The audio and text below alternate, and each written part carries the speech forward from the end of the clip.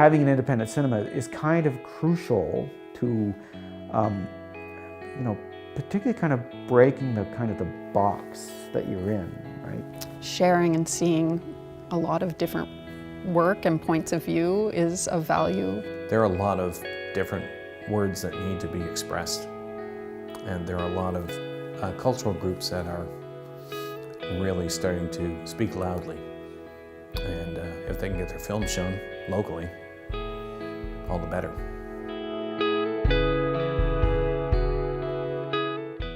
The community has been outstanding. One of the things that makes me most excited about continuing in this work is seeing our audience every week and watching films with them.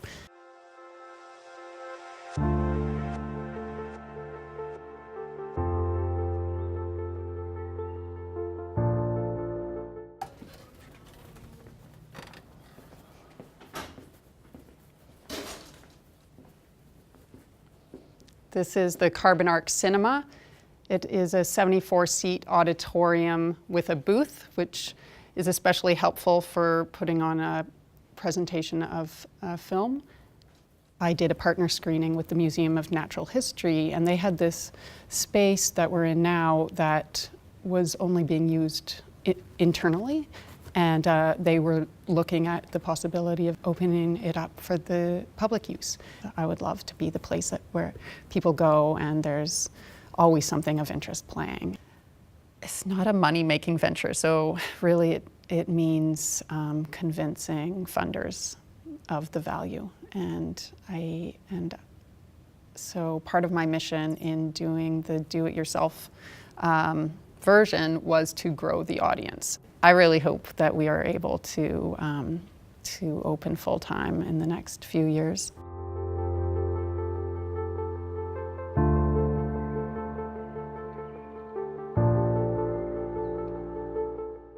I moved to Halifax in 1986. I started at the art college, I transferred there. And in April 1987, friends of mine at the art college said, "Hey, you want a part-time job? They're hiring at Wormwood." And I actually had never been to Wormwood, so I thought, sure, okay. So I went to Wormwood, talked to Gordon. Gordon said, sure. So I worked there part-time until, I think, January of 1988.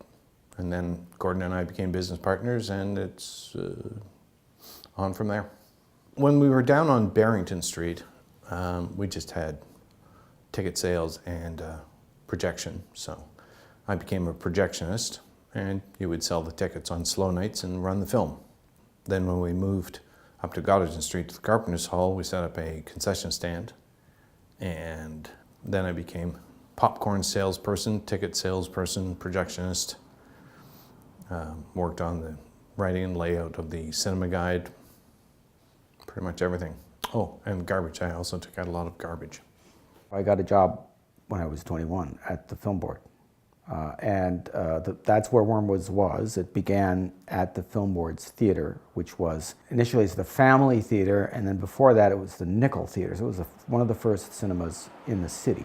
This man, Gordon Parsons, decided that, since there was a 16 millimeter projection system all set up and ready to go, that he would see if he could operate it there, and the Film Board let him use it for nothing. Wormwood's worked out of that space for some time and then moved 2 doors down to 1588, which was the Khyber building, where it was co-located with the Film Co-op for a number of years. They then moved to the Carpenter's Hall, which was at the corner of Gottingen. Wormwood started in 1976 and 1977, and then went on to last until 1998. So it's almost 20 years. Wormwood's was, when I started there, it was just a community icon. It was just, there was so much more to it than just showing a film at 7 o'clock and at 9 o'clock every evening.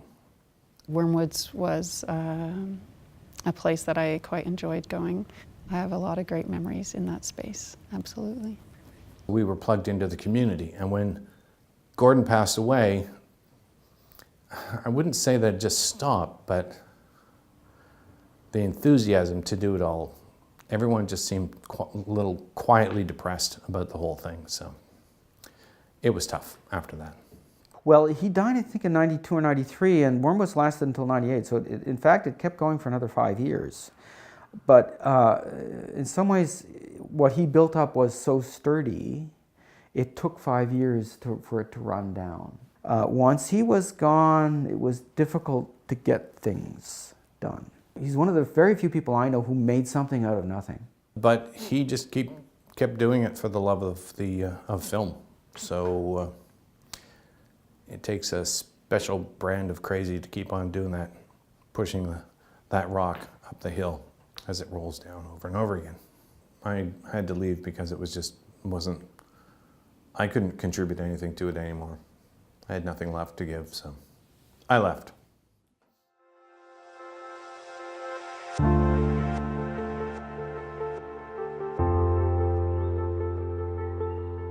Well, the Oxford was part of a chain, the Odeon chain.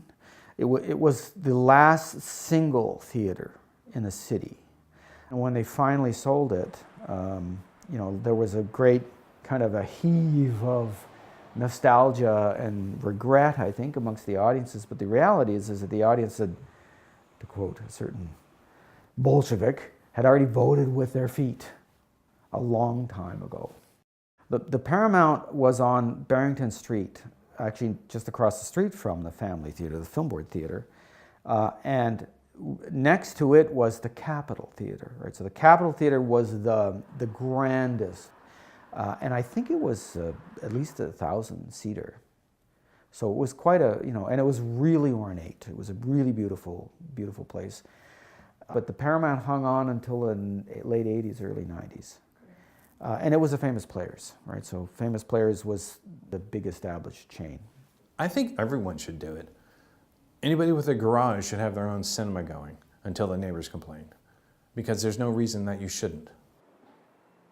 Robyscope is an intersection between my two favorite things, beer and movies.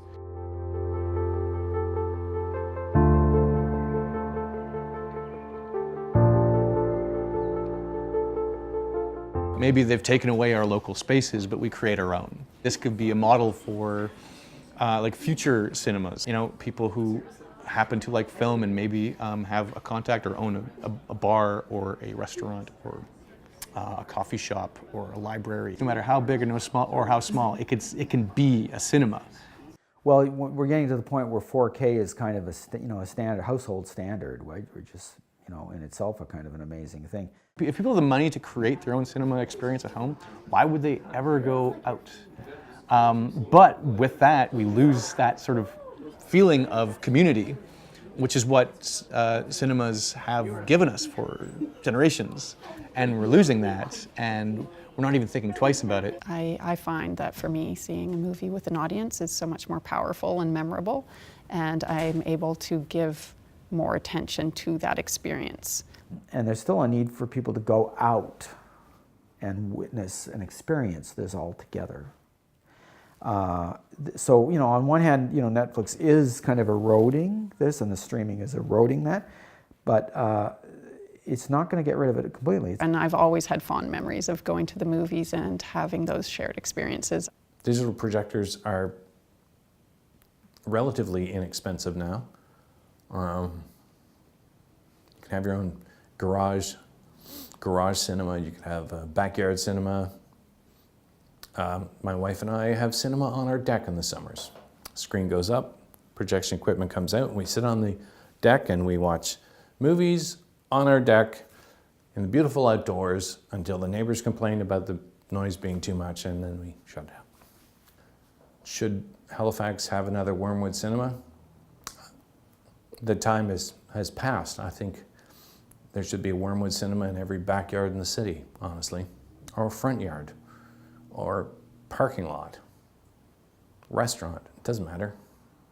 People should just start showing stuff.